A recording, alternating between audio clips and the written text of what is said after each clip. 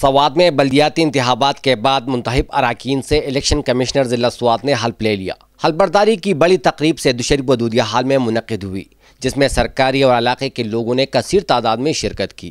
حلف اٹھانے کے بعد تحصیل میئر نے پبلک نیوز سے بات چیت کرتے ہوئے کہا، پاکستان میں سوات جو ہے یہ ٹورزم ہب ہے، انشاءاللہ ہم کوشش کریں گے کہ اس کو اور ڈیولپ کریں، نیو منگورا سٹی بنائیں، اس میں ہم اپنے نوجوانوں کے لیے روزگار فراہم کریں۔ اس کے علاوہ انشاءاللہ تعالی جو بھی اس علاقے کے مسئلے وہ ہم انشاءاللہ ترجیحی بنیادوں پہ حل کریں گے۔